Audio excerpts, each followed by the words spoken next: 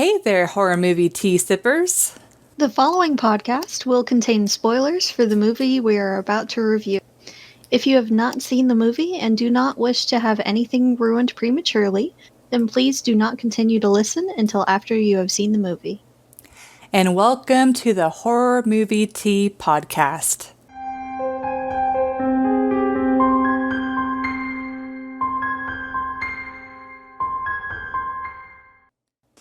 Today, we are covering classic, well, I guess a 90s classic for all those 90s or millennials or whatever.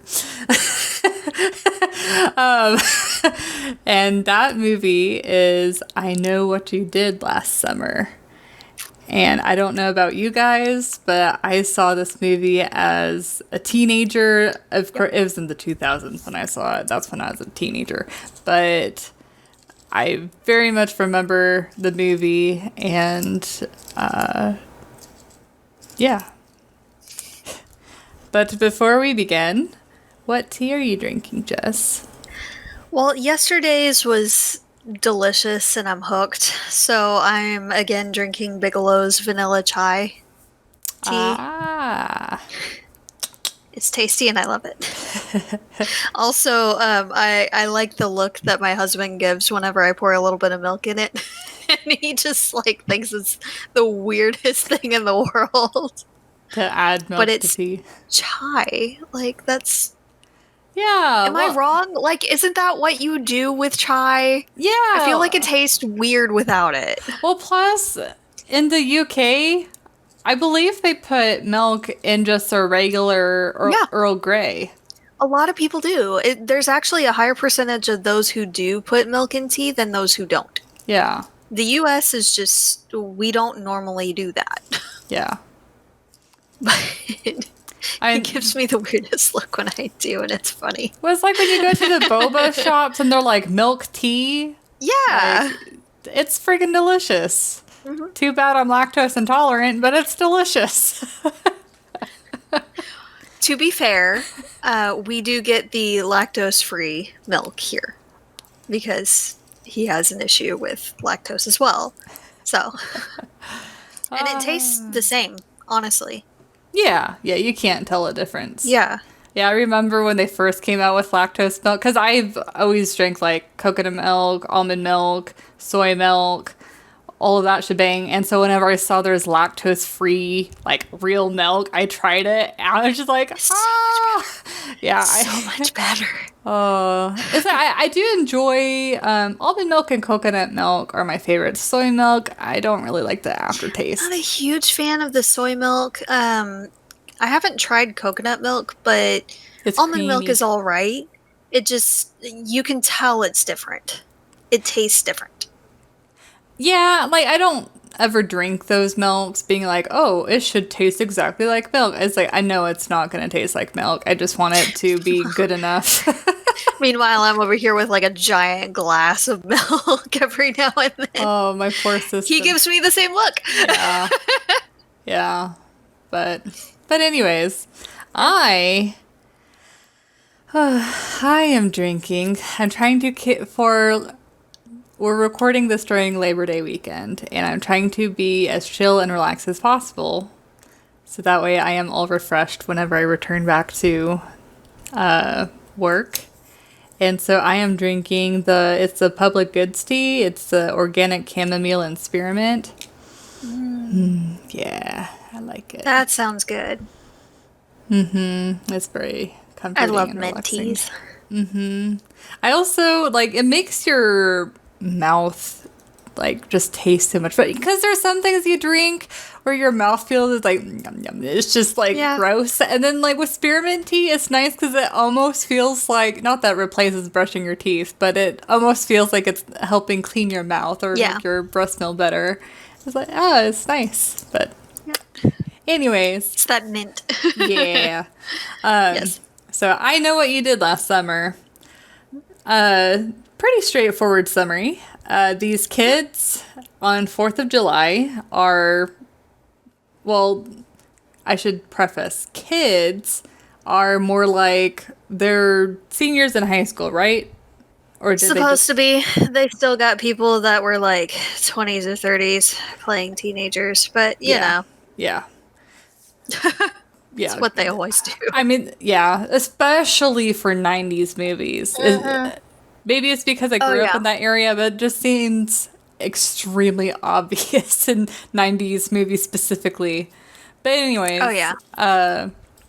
So they are older teenagers, and their life is about to kickstart to go to college, get jobs, all of that good stuff. And so they are celebrating 4th of July, and because the driver of the car is drunk, he is now in the back seat, and so it's a friend driving the car. Anyways, they're having a good time. Drunk guy Barry goes a little bit too crazy and ends up standing up, and he's dropping his drink. I don't know if it's it looked like whiskey. Okay. Oh no, it was a big bottle. It was clearly like actual, like legit hard liquor. Yeah. Mm-hmm. So anyways, he drops it on Ray, who is the one driving, and that distracts him. So he's like, what the heck? And as they're, distracted, they end up hitting this guy. And so they stop the car, and at first they can't really tell that they hit anyone. They thought it was a deer or something, but they get out, and then they see the body, and they're freaking out. The Jennifer Love Hewitt's character, Julie. Thank you, Julie. I should have known. Julie is like, we've got to call the police, but Barry, who is still very drunk, is like, no, we can't do that because since the car is registered in my name, they're going to assume that I drove it, and since I'm drunk, it's going to look really bad, and it's not going to be a good time for me. And so they decide that instead of calling the police and just telling them the situation, that they are just going to dispose of the body. Well, they're in the process of disposing of the body, and the guy just pops up because he's actually alive, and they freak out, and they drop his body in the water anyways, and they just assume that he drowned. And they swear up and down that they're not going to say anything and essentially take it to their grave. Well, next year, they are getting, especially the Julie, she is definitely like very damaged. Guilt-ridden. Yeah, guilt-ridden, traumatized by what happened. Like, she does not look the same. And it's really taken a toll on her mental health. Yeah, and she gets a note that says, I know what you did last summer. And so she starts contacting Sarah? No, that's the actress's name. It's Helen. Helen. Okay, thank you. She contacts Helen, and then they get in contact with Barry, and then eventually Ray, and they're all getting notes and getting threats, whether it be almost getting hit by a car or getting your... not almost. Barry did get hit by the car. Okay. But to be fair, he also went to the Prometheus Academy of running away from things. Like, yes, he zigzagged a little bit, but he was still basically running in a straight line. I'm sorry. It's like, you realize that cars are wider than a human being, right? Like, you can't just go beep, beep, beep. And the turn radius isn't that great. Yeah. On cars versus a person. So, like... Yeah, he could have done, like, a 90-degree turn and then, like, ran the opposite direction. Yes! But anyways... You're on a street. There were plenty of buildings that you could have run into or between that a car's not going to fit. Yeah. But, so anyways, Julie had kind of figured out who they thought they had killed. And throughout the movie, they get in contact with her sister. Her sister doesn't know what they did, but they're trying to... Oh, sorry, what did I say? Her sister. Sorry, the dead guy's sister, David Egan. But anyways, towards the end of the movie, they end up finding out that David Egan had supposedly committed suicide, but then they actually find out that he was killed by this Benjamin Willis, I think. His fiance's father. He had been driving the previous 4th of July, and there was an accident, and the car went into some water, and he made it out alive, but his fiance did not. And his fiance's father always blamed him for the accident and everything, and killed David Egan, who he was also guilt-ridden as well, and kind of blamed himself anyway. But he killed him, and then it seemed like when he was coming back, when the father was coming back from killing David Egan, that's when he got hit by the car. Yeah. And then they end up trying to, Julie had mistaken Ray to be the killer, and so she ends up just running on the killer's boat. And then, of course, as soon as she gets on the boat, she's like, crap, I made a mistake. And she sees all these, like, photos and newspaper clippings and all of them. Yeah. So, oopsies. So Ray comes in, tries to rescue her as she's being attacked and trying to, like, hide throughout the boat. And while they're fighting Benjamin, his hand gets sawed off, essentially, and then he falls in the water. And they just presume he's dead. And the police are even like, oh, the body will probably turn up in a couple of weeks, because they usually turn up. Yeah. This is fine. Yeah. But then, of course, the movie ends with Julie taking a shower and then seeing in the glass, still no, and then he jumps through, and then the movie ends. So, a little bit more detailed than we normally do, but I don't know, a lot of the things in the movie are somewhat relevant, I think, overall. But anyways, entertainment scale. I gotta think on mine. Do you know what yours is? I have no idea. Yeah, I mean, like, I enjoy the movie, but it's pretty bland, I guess. A little. Like, it's very straightforward and pretty easy to see a lot of things coming and all, so it's not really scary or anything. There's a lot of intense scenes. Yeah. But I don't know. Like, I'd say between a 6 and a 7. Like, I enjoyed it, but it wasn't, like, top tier. I can't really take it too seriously because it's basically an urban legend in movie form. Yeah, I am actually exactly right where you are, between a 6 and a 7. I think because I do somewhat care for the characters, I'm going to give it a 7. Because there are some 6s I've given movies where I didn't care at all for the characters. So I feel like that maybe bumps it up a little bit. I'm still in between. Like, I don't know. Yeah, mine, it's not a very strong 7. I wasn't heartbroken when Barry died. No, it's not. No, but the way that she dies, Barry. Yeah, I was thinking Helen. Yeah, Barry. I didn't care about him. He. Uh-oh. Sorry, guys. Didn't expect the hellhound for whatever reason. He barks at a leaf on the street. She, however, doesn't normally bark. That was a little odd. What did you do?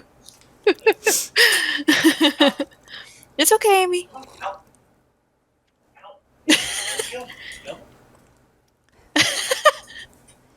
It's okay, Amy. Oh my gosh. Sorry, guys. But yeah, Barry, this movie is slightly different in, like, the I didn't completely hate all of the teenagers. It was specifically Barry that was like the biggest jerk. Yeah, he was. But I mean, Ray was all right. Yeah, Ray was okay. Helen, she was just trying to do her, but she didn't seem like a great person. She seemed too easily manipulated. Yeah, I agree. It was really Julie that she seemed almost like a goody two-shoes. She's always tried to walk the straight path, which is why this event... She was trying to become a lawyer, so, you know. Yeah, which is why this event, like, messed her up so bad. But... the specific things I want to comment on, I think, might be better for the realism scale, so I'm going to hold off on that. But, like, the scenes themselves, I'm not off at the edge of my seat being like, oh my god, you know, I want them to live. But the one thing that frustrates me, especially horror movies in general, are the ones where they purposely slow down the character's progression and running away to make it more tense. Like, that's kind of a BS way of creating tension to me. Like, first, whenever Helen sees Barry getting killed and she's trying to run to him, and a group of people are flocking towards her, stopping her, it's like, what the heck?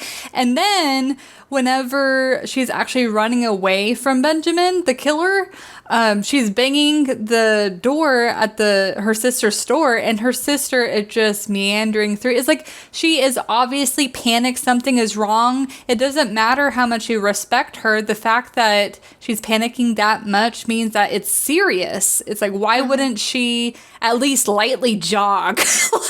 Yeah. But instead, she's just like, oh, okay. Slowly, like, go towards the door. It's like, oh, crap. God, grab my keys. Yeah, I don't care how mad you are at your sister. Like, if she's running to the glass and clearly looking panicked and terrified, and there's a clear sense of urgency there, freaking get the door open. Yeah, it's like, you don't know what's going on. Just, yeah, that was extremely frustrating. I hate when movies do that. I hate it. But I also don't understand the doors they had, where they had to have a key to lock and unlock it from the inside. Why not just have it bolt? Yeah, that was a little weird.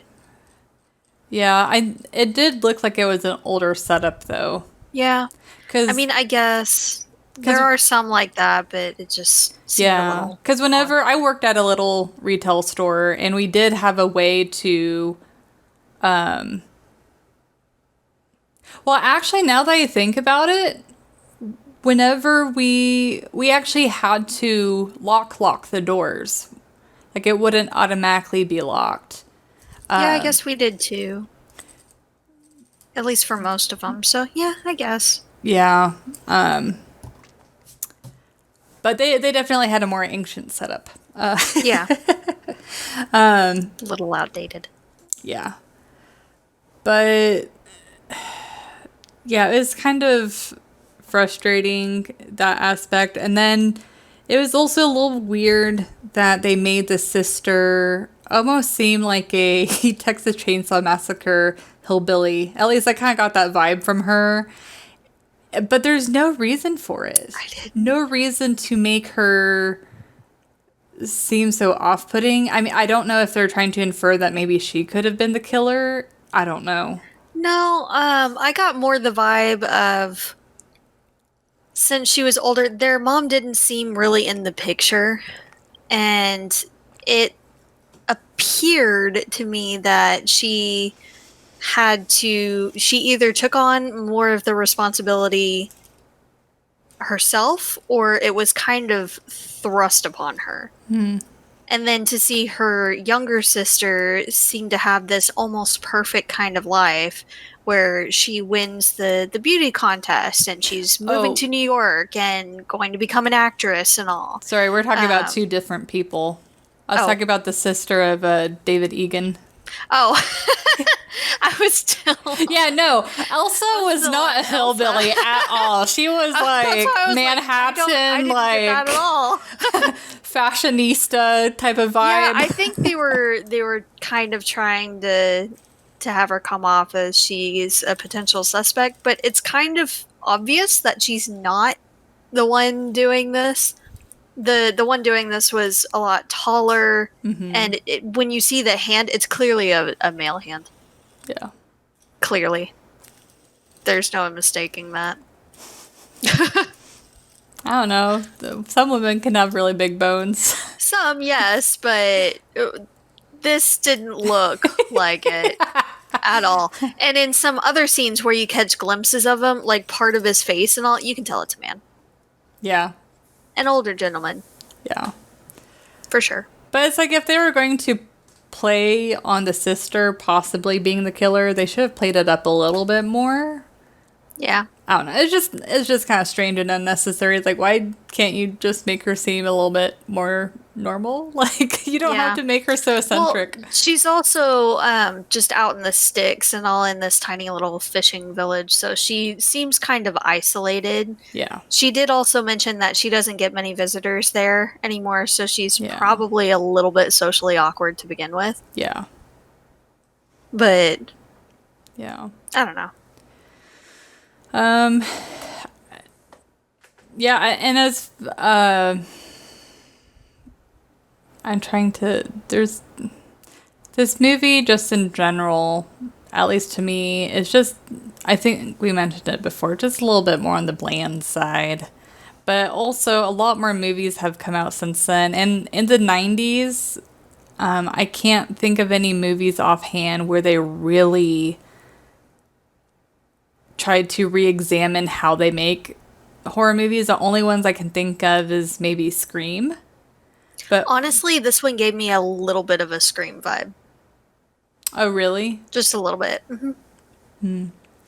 Yeah, it didn't seem to take itself totally seriously, but it was obviously supposed to be a more serious movie. It wasn't like definitely it was a parody more serious or than satire. Scream. Yeah. But still, it seems like a movie that, and this might be some of the nostalgia talking, but one that you would just kind of pop in with your friends and maybe not pay as much attention to it. Yeah. But it's just like a fun movie night with your friends kind of movie. Yeah, especially with the jump scare at the very end. Yes. It makes it seem like you shouldn't. Lame and uncalled for. Yeah. I don't know. Do you think I would probably like this movie more if it committed either more towards the satire end like Scream did, or if it played it totally serious, like extremely dark, extremely serious, like murder mystery type of like vibe. Yeah, I think they should have played it a little bit darker and not have the jump scare at the end. Just see, I still know, and then cut to black. Yeah. Like, you don't need him jumping through the glass. It's like, we get it. At the end. Like, we get it. It's probably we got the message. We got the message with the note. With the perfect writing. By the way, were they using a stencil? Those are like perfect letters on that glass. And they weren't dripping or anything, oddly enough. I wonder, isn't there like some sort of spray, or no, there's something that you can put on the mirror that'll prevent it from fogging up. So I wonder if they used that.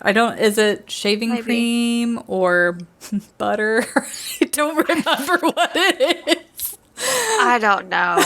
But there's some trick where you can just like smear it on your window and your mirror and it'll prevent it from fogging up. I have no idea. That's probably what they used. I don't know if Rain-X was there at the time. I don't know. I don't think Rain-X is a thing yet. But yeah.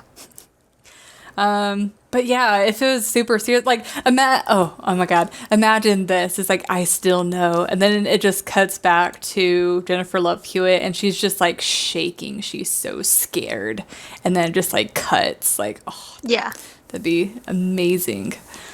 But, I mean, that era, they really started getting into the final jump scare at the end. They did the same kind of thing in Nightmare on Elm Street.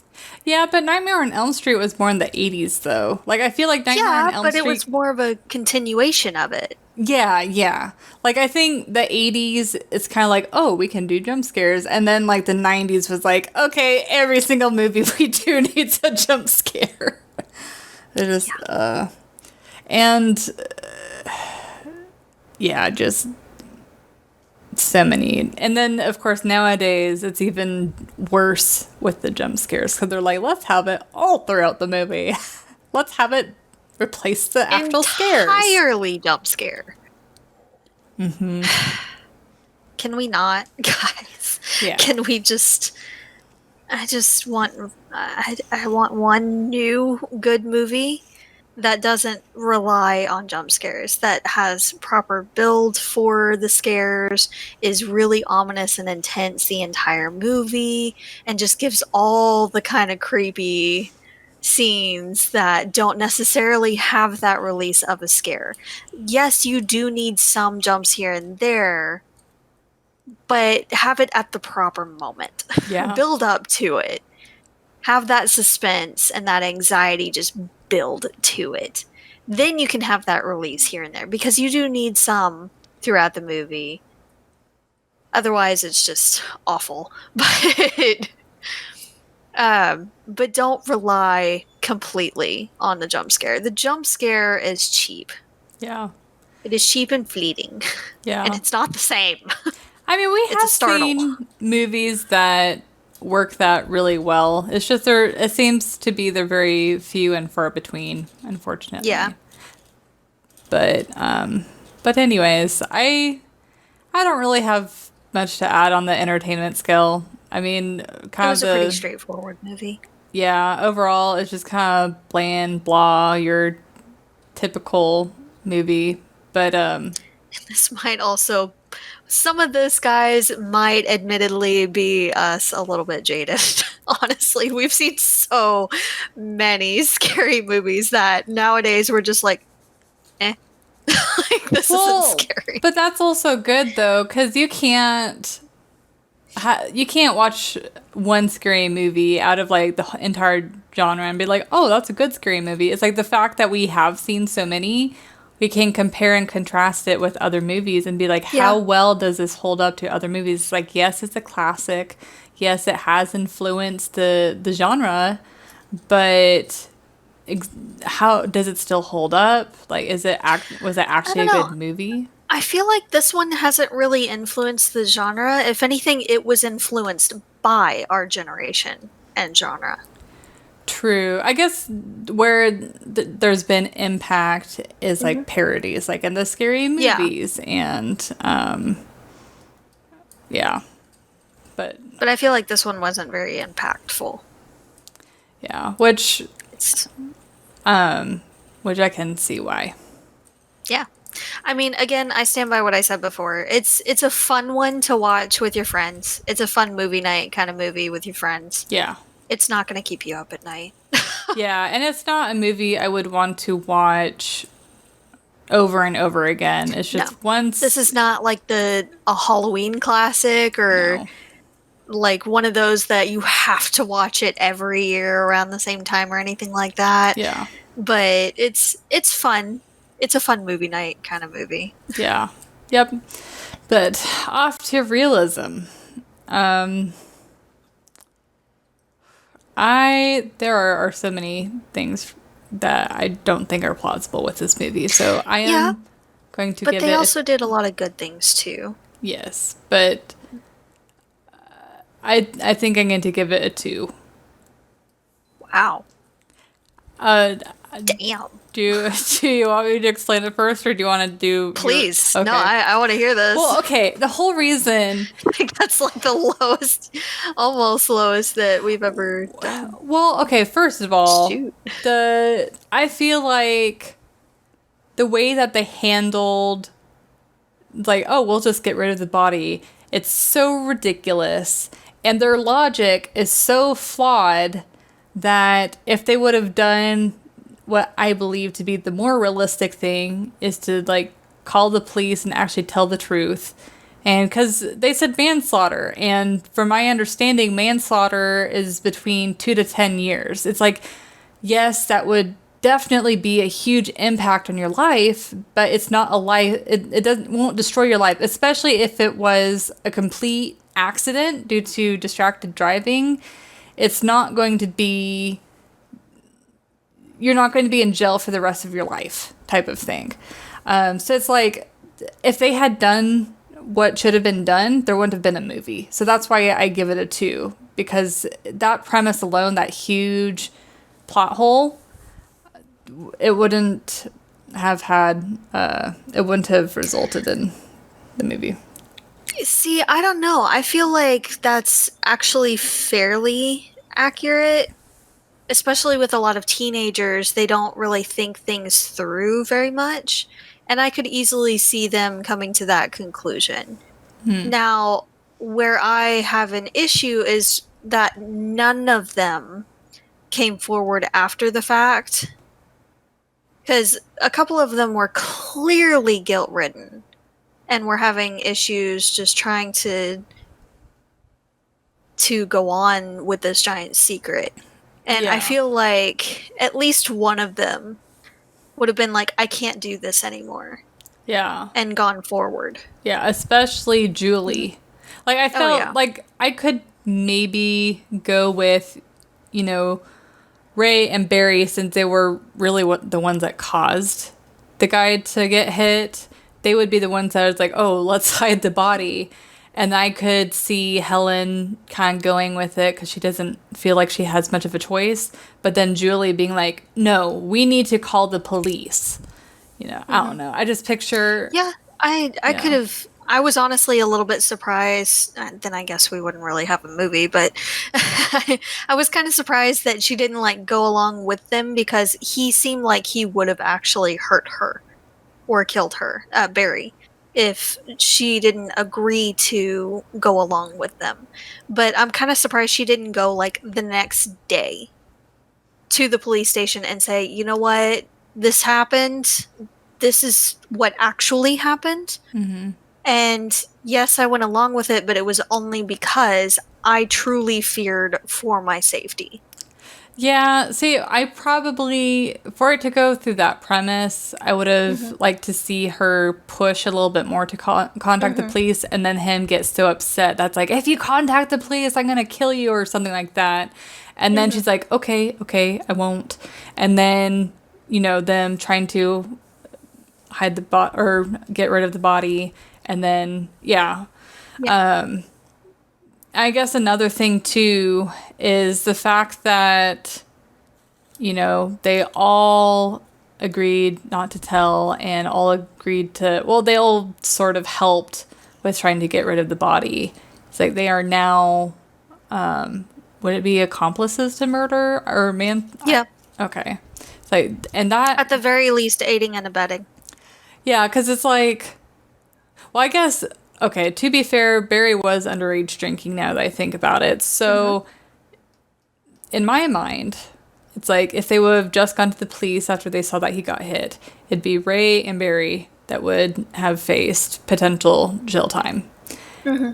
But now that they were like, oh, let's hide the body, now all 4 of them have the potential of some sort of jail time or repercussions. Yes. So just it doesn't compute, but I understand. It's like they were so much worse. First, you moved the body. Yeah. You didn't contact anyone, and you moved the body, and tried to cover it up. Yeah, like that. Then he wasn't actually dead. Mm-hmm. Now it turns into, instead of vehicular manslaughter, it turns into murder. Yeah. Maybe not in the first degree, because that implies it's premeditated, but at least the second degree. I don't know. I'd still imagine that being manslaughter, especially with the guy, he walked. Dog? Oh, sorry. With the fact that he popped back up. Okay, yes. And okay, never mind. I take That's that back. That's why I'm saying he ends up not being dead, and then they actually kill him. Yeah, they think they kill him. Yeah. If he actually had died at that point, it would have been at least second-degree murder. Yeah. Okay. No, you're right. You're right. I was still thinking back when he first got hit. But it's like, for example, if he had died, if he got hit, the police, I think, would have taken into account the fact that he was crossing the road on a road that has no sidewalk. There's no way for a pedestrian to safely cross the sidewalk. There's a lot of hills, a lot of turns. And I didn't really see any speed limit signs. Yeah. I could have missed them. I could have very well missed them, but I didn't see any in any of the scenes. And plus he wasn't wearing anything reflective. He didn't have a flashlight. Him walking across the street was being extremely risky in and of itself. So I think the police probably would have taken that into account when it came to sentencing. Yes, and they would have tested Ray as well for alcohol in his system. He hadn't been drinking. Yeah. Like, he was stone sober. And really the only thing they would have had to go on in that respect would have been the alcohol that Barry had spilled on him, which they have a couple other witnesses that can attest to him getting it spilled on. Yeah. And if they tested him for like blood alcohol content, then they would see that he didn't have any in his system, that he was sober. It was just a distraction, but he probably wouldn't have really been able to stop anyway in time to not hit him. Yeah, especially with it being so dark, and like headlights, they help, but they don't go so far. Like, he'd have to stop as soon as the guy hit his headlights in order for him to not hit him, going at that speed, and with it being so dark. And then, of course, if they had called the police, they would have found out that Benjamin was actually alive. And they wouldn't have worried about, him coming back for revenge. Well, they would have been a different way. Would have been more of an investigation anyway. Yeah. And they could have potentially, since he was coming back from killing David Egan, they might have seen some kind of wounds on Benjamin that showed more of the story with David. Yeah. Because chances are David didn't necessarily go down without a fight. He probably left some kind of markings for defensive wounds and things that would have shown up on Benjamin. Yeah. Yeah. So that's why I rated this so low, because even like right off the bat, the very first decision that I deemed unrealistic, like if they would have done it more of the straight and narrow path, and the whole movie would have been. I don't know. Like I said, I could easily see that happening. Yeah. The decision itself, whether or not they all kept their mouths closed, is another story. Yeah, which I guess it's possible. It is possible, but a little more unlikely, honestly. Especially all four of them, like that, yeah. But I would give it more of a 4 or 5. Yeah. Just because it could happen, but it's just a little more unlikely. Yeah. And I guess, sorry, go ahead. Now, when he goes to kill Barry, one, the fact that nobody saw him go up to the balcony or anything, or come down from the balcony after the woman was screaming. Okay, fine. I know, and carrying a big guy like Barry, like his body, like that. Yeah, you moved the body all, and nobody saw you carrying him anywhere. Bull. Yeah. And them stopping her when she was screaming and running. Yeah, most people would follow, or at least get out of the way, and just be confused. Yeah, why? They wouldn't necessarily stop her. Yeah. And hold her back. There was a big group of people holding her back. Yeah. For no reason. Yeah. Other than suspense. It's just for plot. Yeah. But, and then the officer, I don't know if he was the sheriff or deputy or whoever, the officer that went up to the balcony with her. It was so frustrating. Looking around, he did a cursory glance, didn't really see any person, and then made her go back down and was like, let me take you home and all. Didn't actually look, because there was blood on the railing and all. So, yeah. nothing. I know. Didn't do his due diligence, didn't like lock down the place and ask questions of anyone. Nothing. Yeah, and then he's over here being like, oh, we'll file a missing persons report. It's like she saw him several seconds ago on the balcony. Why couldn't she have looked for clues or some sort of sign of where he might have gone? Like, if, like his wallet dropped or something, then you would know that something might have been just, just incompetence, which is often a thing in a lot of these movies, but it still just drives me nuts because it's so unrealistic. Yeah.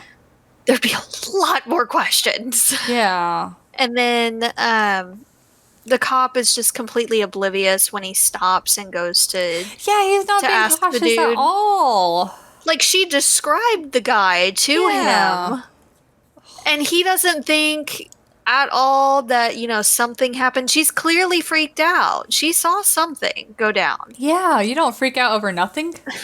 And yes, I know you're in a fishing village. Like, it's common to have a slicker and all, but come on, man. Yeah. Be at least a little bit cautious. Yeah. But, and then her kicking at the window with her thick heels. I'm sorry. That window's not going to bust like that. Yeah, car windows are pretty hard to bust. That's why you buy a tool specifically made to crack the window. And even that, you have to pop it several times and have to like bash it out. It's not as easy as... And it's because it's a certain kind of glass that's built to withstand a lot of heavy, overall blunt impact. Like, you can beat on the thing with a mallet and all, and it's not going to do anything. But if you beat on it with a point, like a very focused point, that's when it shatters. And part of the reason why glass for cars is so strong is it's actually got two thin layers of glass. I don't know if it's glue or there's some sort of adhesive in between it, and that makes it a lot stronger rather than one big thick pane of glass. Yes. And now it did shatter like it actually would if it was hit with a very, very focused point of something. But unless she's got like a really jagged, sharp piece of ceramic on her heels, that ain't busting like it is. No. I call bull. But she gets through. She actually did fairly well and did a lot of things smart running away. This is Helen that we're talking about, the blonde Buffy the Vampire Slayer. She did a lot of things well. She did run to a place that she was familiar with, that she knew someone would be in, and started banging on the glass. Her sister was a very, very, very petty person, apparently. And was very slow and didn't understand the sense of urgency or anything. And I feel like that was a little unrealistic as well. But she did go to lock the door and all. And she did try to go call the police. And then she heard her sister scream. I feel like she shouldn't have put the phone back on the cradle. Because if you call the police, like, if there's no response or something, they're trying to find that location and they're sending someone by to check things out. What do you think? Like, I kind of disagreed with the fact that she went straight for the phone. I think maybe she should have covered the back while waiting for her sister to come back and actually lock the door. Well, she thought that the guy was still out front instead of moving around to the back. Yeah. But she and did since her sister was immediately going to go lock the door, albeit a little slower than she should have, she thought that the back would be handled by her older sister, and went immediately to contact someone to help. Yeah. So I could see that, but again, don't hang up the phone when you're calling PD. There's someone trying to kill you. Don't hang up the phone. Yeah. And then she ran away from him pretty well. She did a few things pretty smart there. I would have jumped out the window too and made my way down there. I would have been a little bit more cautious running down the alleyway toward the band. But it is what it is. And he did ambush her in the alley. Again, how nobody saw anything while the band was walking right by the alleyway and she's screaming and all, and he's beating the crap out of her. Like, okay. I can imagine they wouldn't be able to hear her. Not necessarily, yeah. The band is pretty loud, but you could see something going on there. Yeah. But yeah, that was one of the scenes that got me. I'm like, no, she is so close. She did so good. But I think she messed up where she went to look behind her. Yeah. It's like if you're running from someone, you just run until you know for sure you're safe. I'd be tackling some of those band members. Let me through. At least I'm in a well-lit public place. Yeah. With witnesses. Yeah. That can get help. Yeah. But Julie, she I felt like did some pretty smart things too. Fairly. Until on the boat, it just kind of drives me nuts. Like, she could have easily just jumped off the boat and gotten away. But she didn't. I guess the only thing that I could imagine that would be dangerous is if, you know, when it's a big enough boat, it's a lot easier to get sucked under and get hit by the propeller. Potentially, but if you dive down, like, he can't tell where you've gone if you dive down. Yeah. So dive down, swim a little bit away, come up for air real quick, and then dive back down. Yeah, but then if he's looking for you, you're going to have to come back up to see where shore is. Yeah, but you're a lot more likely to survive that way than running around on his boat that he owns and knows every inch of. Yeah. I can definitely see where you're coming from, but despite her being on his turf, I feel like she did a pretty good job. Yeah, fairly. I mean, there was a lot of movie magic, but, you know. So, and his hand coming off like that. I'm sorry. No. This is not how it do. No. Yeah, because he just gets pulled up, and then since the levee, or would that be a levee? Whatever the contraption is that pulley. Thank you. Levee, pulley, same thing. But not even close. Shut up. But with his hand being like dragged up in there, it just seemed kind of an overshot for his hand to just come off. Hurts my little engineering heart. Oh. No. I'm sorry. I can't words. Like, it's so... Yeah. This is fine. This is fine.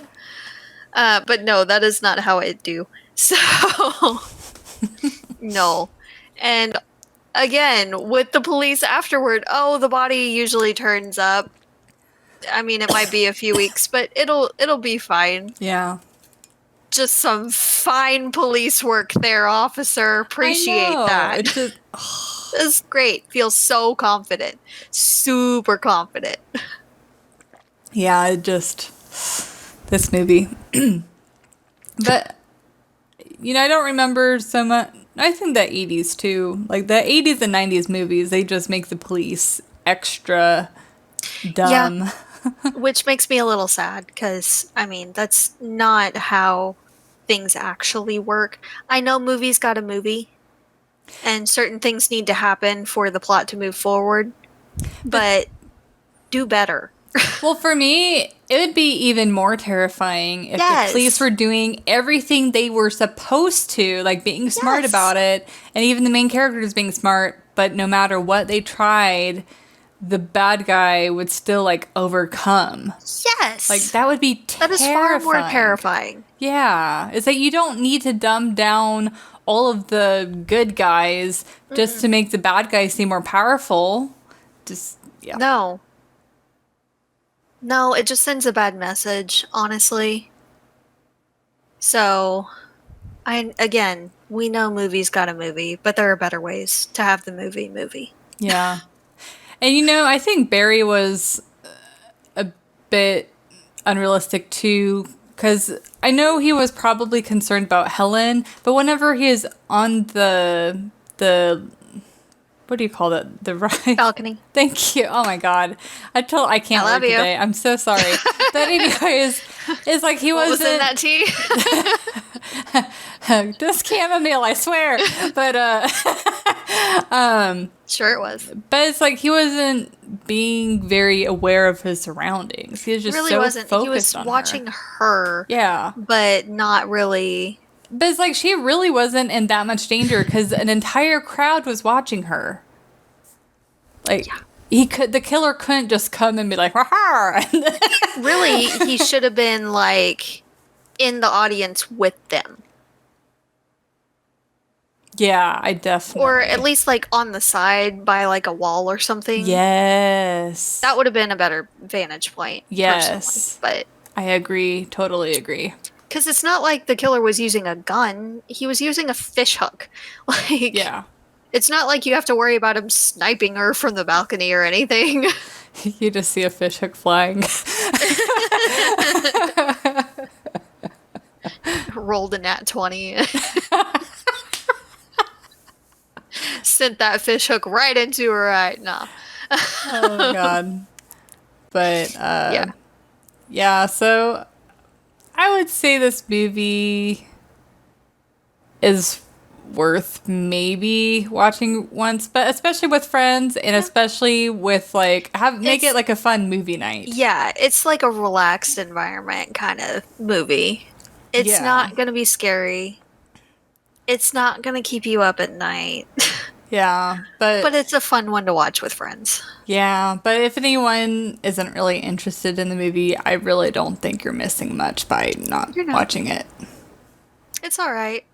It's not a really must-see this kind of thing. No. It is still considered, for the most part, kind of a classic, especially for our generation.